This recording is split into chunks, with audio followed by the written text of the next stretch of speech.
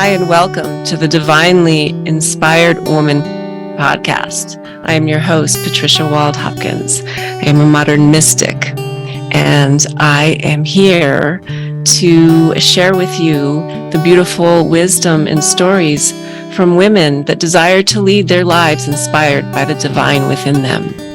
The divinely inspired woman is devoted to walking the path of her soul's calling, tuning into the divinity within to navigate life with ease and grace through all circumstances.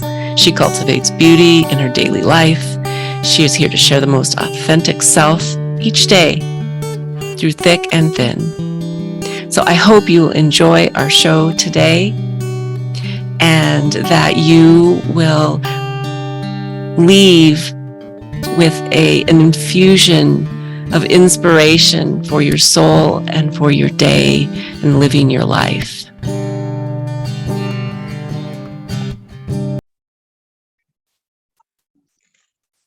Hello, everyone, and welcome to another episode of The Divinely Inspired Woman.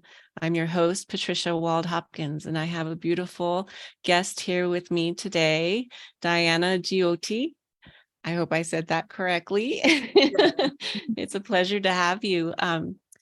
Before we, get started talking to you about yourself and about the upcoming chapter you have in the Stories of the Goddess book, The Divine Feminine Frequency Holders, I'm just going to let the audience know a little bit about you, and then we can expand on that. But welcome. Thank you for having me, Patricia. Yeah, my pleasure. My pleasure.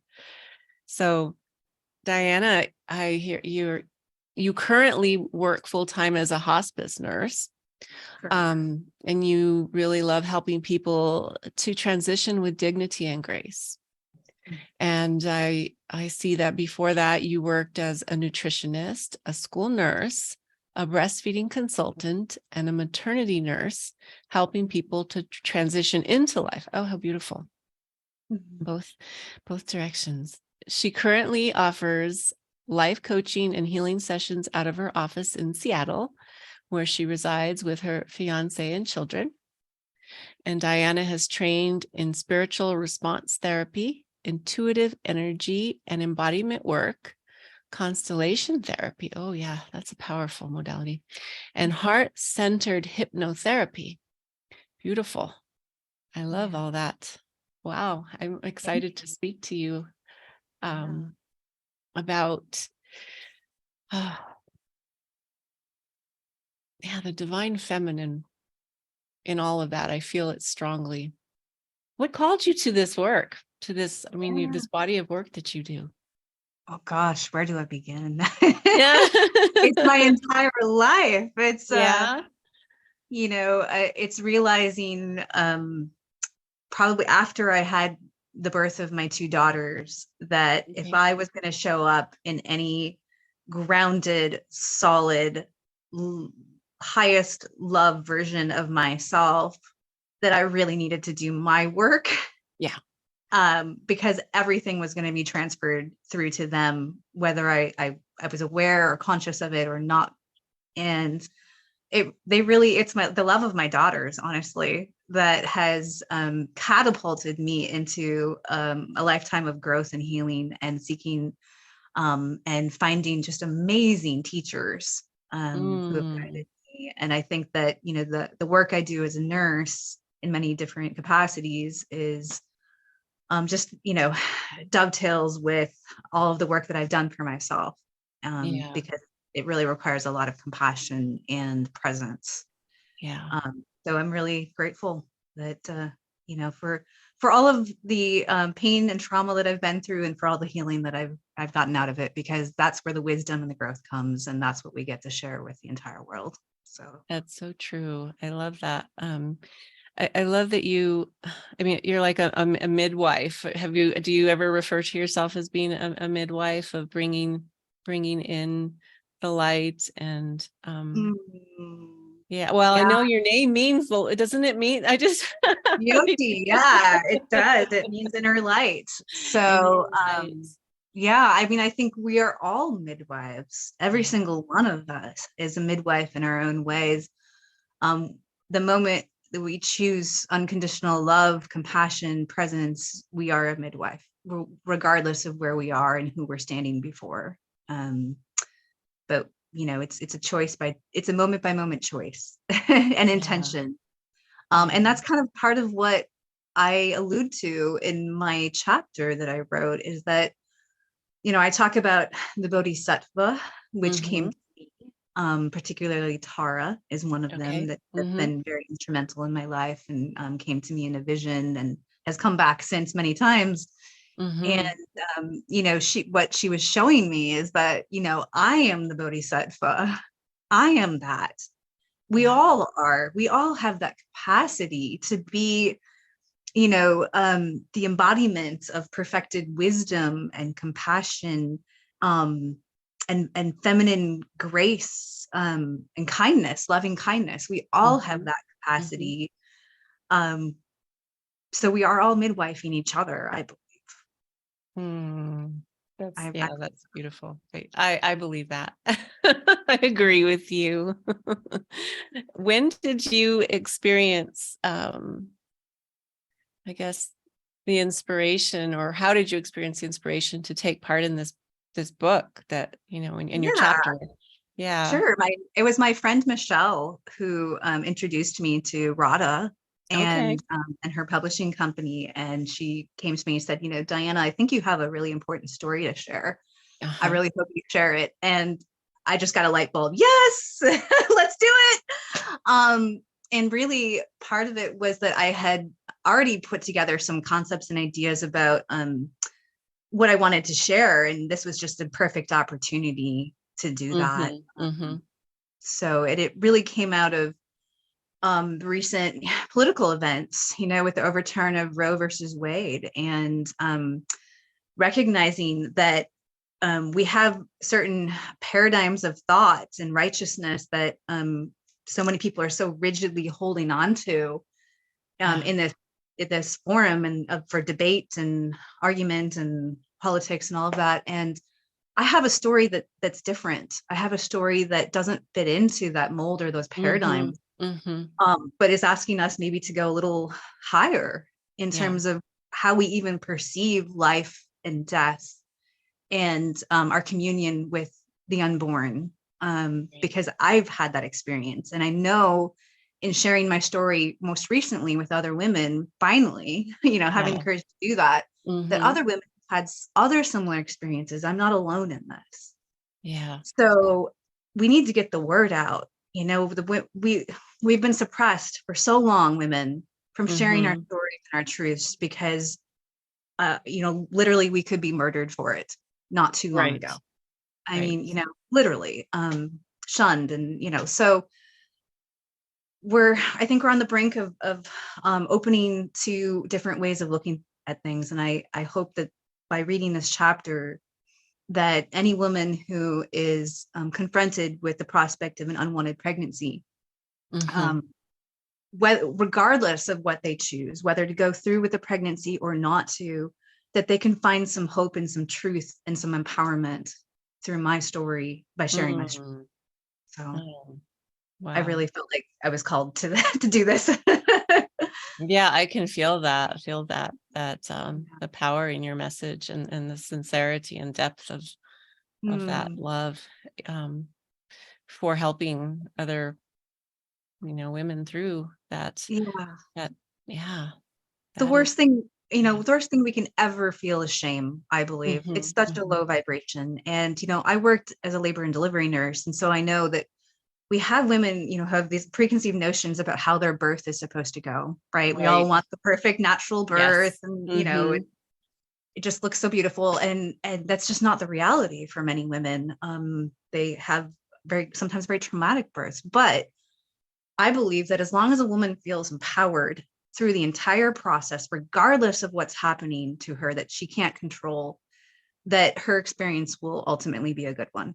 And so I just want to say to anybody who's, in the midst of deciding whether or not they can carry another life forward right now into, perhaps an already overwhelming life, or whatever their circumstances, maybe it's health related issues or whatever, that they feel empowered through that Sure. process of decision making. And you know, that there's no room for shame in any of this anymore. That's That is beautiful. this old story handed down that is not serving.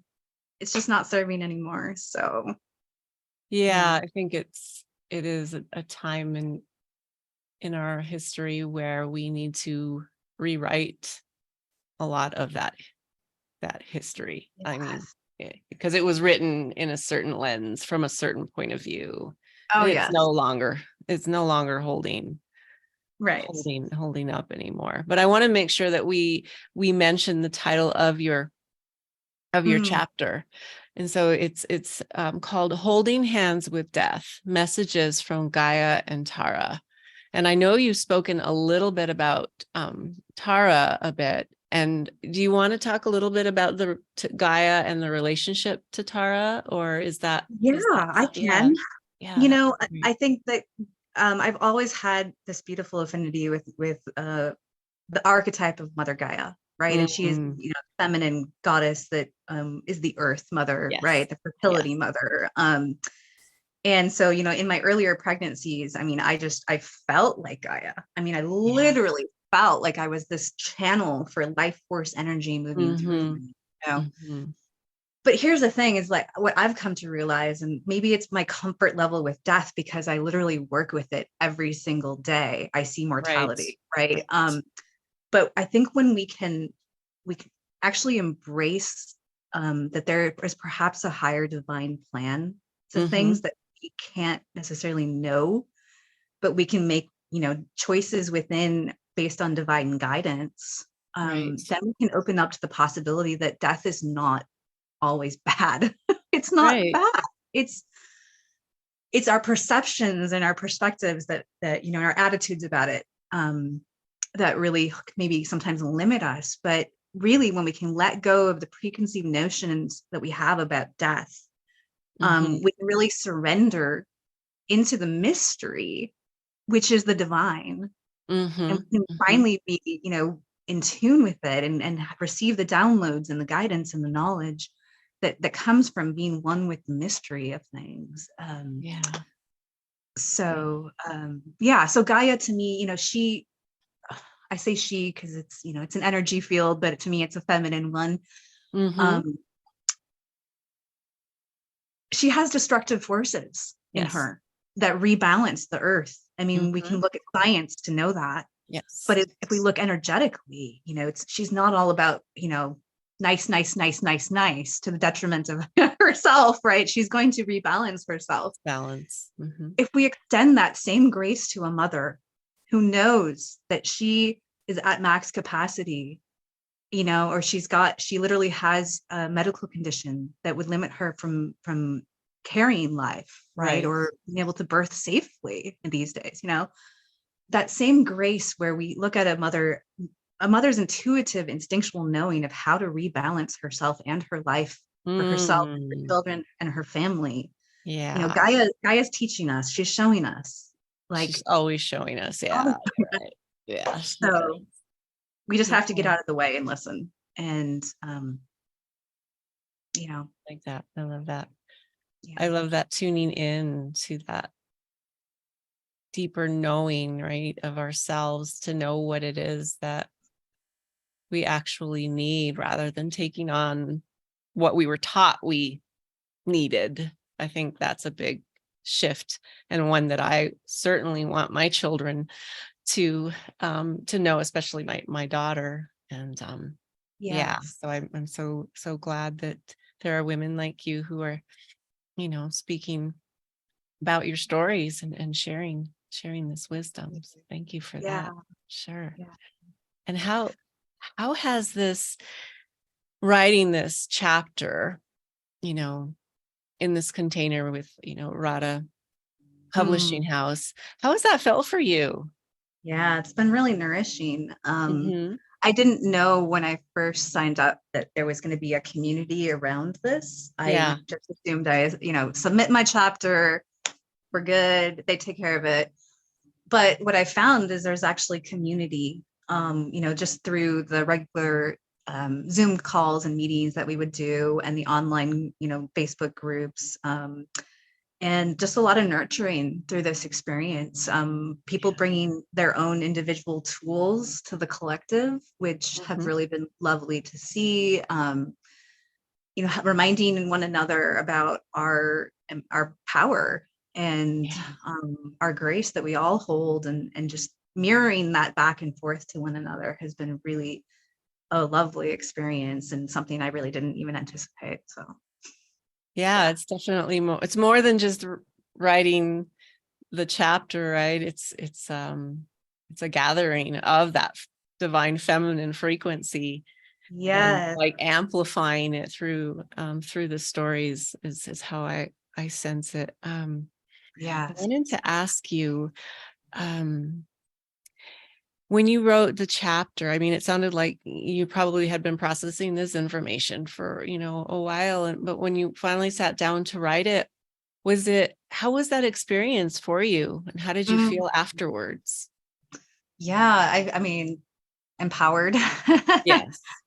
Yeah, and I feel like there's so much more. Like this is just the tip of the iceberg. Like I've got so much I want to share, but this is a great first start. And I'm so glad that, I chose Radhaa Publishing Company and the collective of women to do it with, because I think it's just, we're all looking to bring light and love into the world, and to balance the earth with that energy. And I do believe this book is really high frequency. Very. I can feel it. I can actually feel it in my being. The frequency of this book is extremely high, and really necessary at this time on earth. Yeah. So, and thank God we have the freedom to be this vulnerable. Right. We women can come forward and be this vulnerable without any worry of repercussions or retaliations or anything. I mean, it's really, this is new It's very new in the history of mankind, that we have this ability to do this. And so why not? Why not? share Yeah. our stories?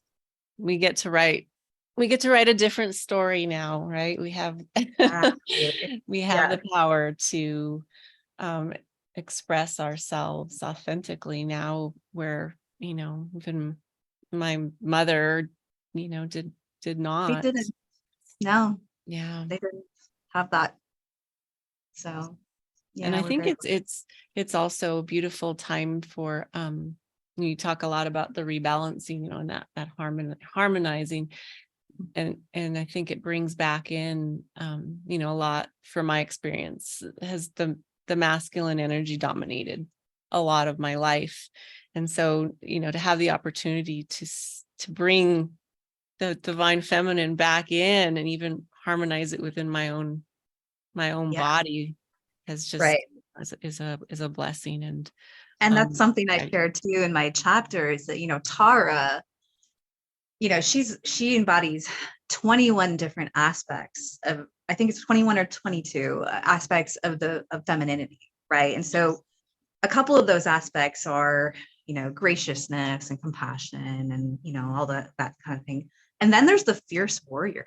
Yeah. There's the protector. There's the woman with the boundaries. There is the one who's going to speak up, on behalf of love, right? And so it's not all, this whole concept of the feminine being ready to just lay down and receive and take whatever comes at us. No, there's also a very powerful protecting energy within the goddess, and embracing that to the whole spectrum that we move through in our daily lives, embracing, the mama bear and the sweetness and all of it.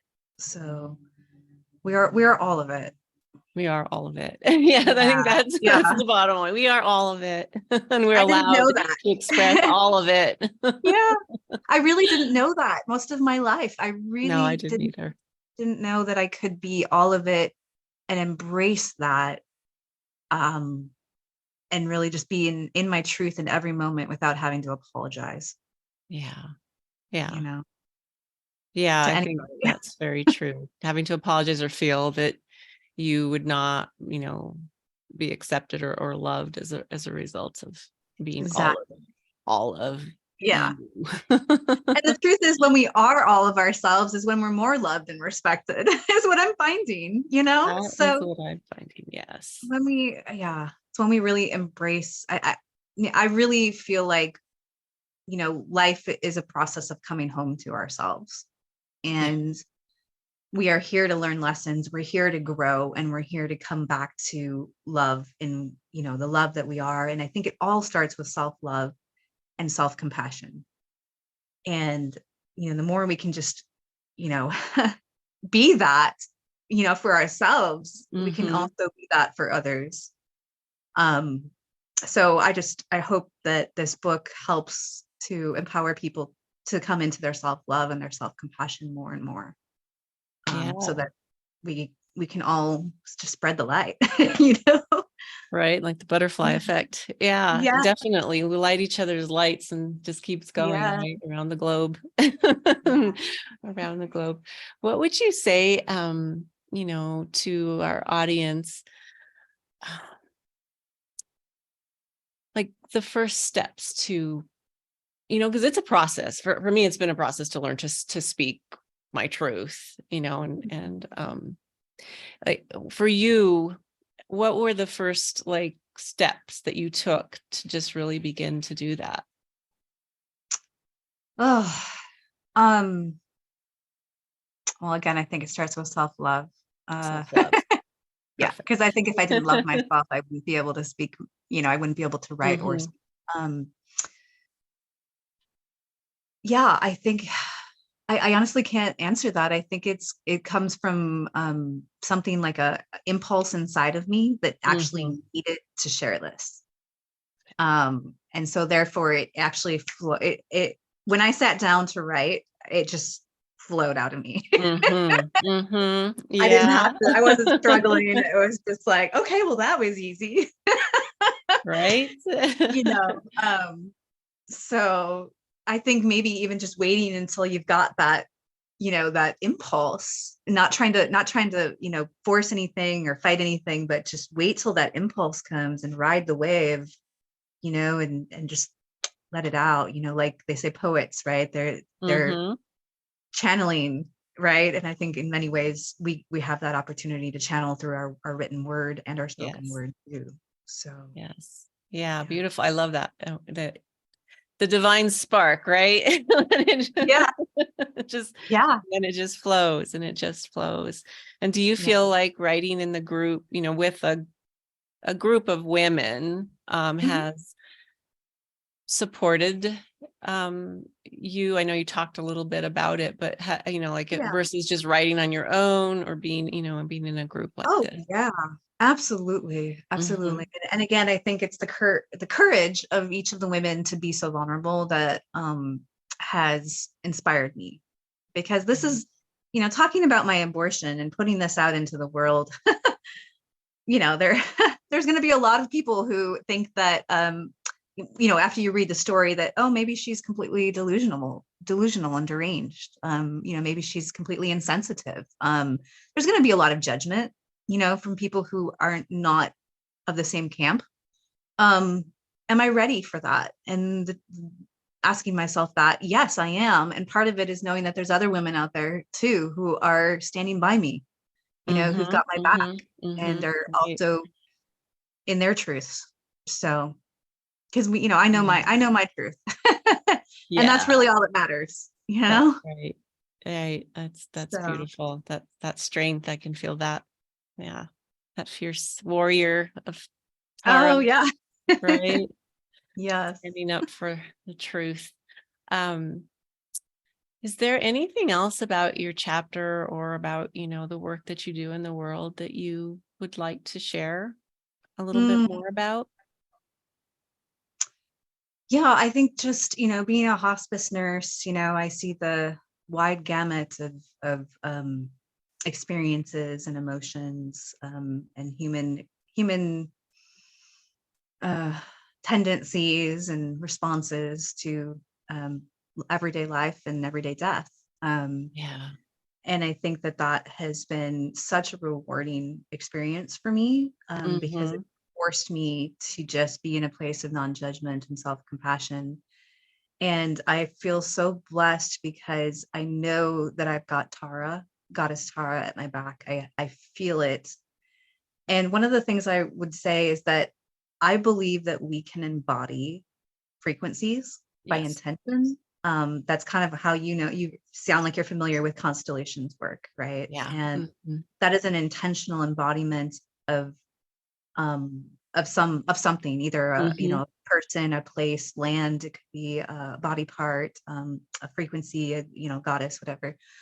I've played with that in my life. I did a year-long facilitator training in constellation therapy, but I came out of it like so aware that we can use this in our everyday lives. I mean, Right. everything is constellation, everything is Mm-hmm. energy. So Mm-hmm. how are we going to intentionally choose to show up and or respond to what's in front of us in every moment? And I believe that we have the ability to call in higher vibrations and frequencies, whether you want to call it a goddess or God or source or our high selves connected in with all that, whatever it is you believe in or want to call it, with terminology. I believe we can tap into those frequencies and we can literally bring them in to our daily Mm-hmm. lives. Um, and I know that I do that in my work with dying people, which makes all the difference because it's the only reason, it's the only way I can keep going on. If it Right. was little Diana doing all of it, I would be wiped out in a day. But if it's bigger Diana tapped into unlimited source, I can hold everything for anybody, Right. So I just want, maybe if people read this chapter, if they can get out of this, that we can call in higher versions of ourselves. Mm-hmm. That's my Mm-hmm. intention. And that is so Mm. empowering. I invite Beautiful. everyone to try it on. Try it on for Beautiful. yourself. See, I call in love that. ecstasy if you want. Call in unlimited bliss and joy and unconditional love. Call it in, feel it, see how that feels. And then if you like it, wear it all the time, Right. you Wow. Yeah. know? Yeah. That's And if you powerful. don't, take it off. It's okay, right? So, I love that. It's all energy and yeah. calling in different frequencies. And I really feel like this book is that it's a mixture of goddess frequencies that you're not going to find anywhere else. So you're going to This want to is get this book. so original, so one of a kind. Mm-hmm. And yeah, nothing like it out there. Yeah. So Yeah. And it comes, I believe it's March 23rd, the pre-sale. Um, so this is going to be a special book to hold in your hands or read on Kindle. But yes. I want to spend a little bit of time giving you the opportunity to tell people a little bit about how they can reach out to you and learn more about you and what you do. Yeah, thanks, Patricia. Mhm. So I have a website. It's www.dianajyoti.com. So Okay. DIANAJYOTI.com. Mm-hmm. And on that website, you'll find that I do life coaching sessions from a variety of different experiences. I can do coaching in, hospice nursing, relationships, child rearing, all the way to I own I actually manage and own a home, community home for 9 Mm-hmm. people. Okay. And so a lot of people are interested in, how do you do that? How do you manage that? I've got practical tools and wisdom that I'm so ready to share with Beautiful. people if they're interested, as well as, a number of other experiences. And I do energy work with people, clearing trauma, clearing blocks, interferences, programs that no longer serve. So Mm. I invite everyone to go to my website, find out a little bit more about what I do. And if it resonates with you, wonderful. And, spread the word. So I'm Beautiful. ready to Beautiful. serve. Beautiful. And I'll make sure that I have that link written out in the description for this episode as well. And I just want to thank you for spending time here today with me. I feel, blessed to receive your goddess frequency here I feel today. the same way about you. Yeah, that's a So beautiful good. So good. So thank you everyone for tuning in today. And, until next time, just stay divinely inspired. Yeah. Yeah. Got it within us. Namaste. All right. Thank you. Beautiful.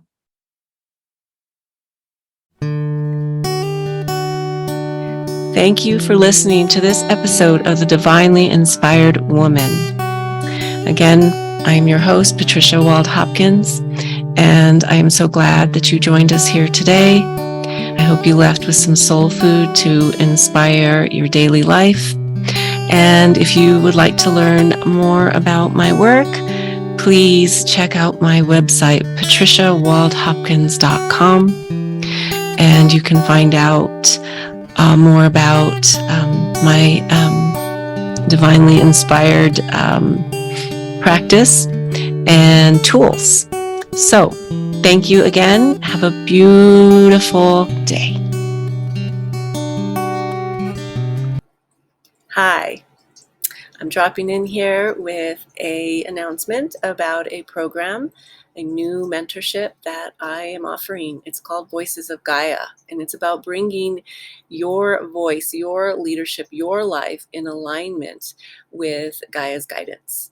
So if you feel called to learn more about this program, it's a beautiful, rich program where we dive into your essence, and if you so desire, we develop your business around it and really blossom into your whole lifestyle, this wisdom from Gaia that wants to be spoken through you. So if you feel called, reach out to me at patricia@patriciawaldhopkins.com. That's patricia@patriciawaldhopkins.com. There's no hyphen between Wald and Hopkins. And I would just love to hear from you and see if this is a good fit. So thank you for tuning in. Have a beautiful day.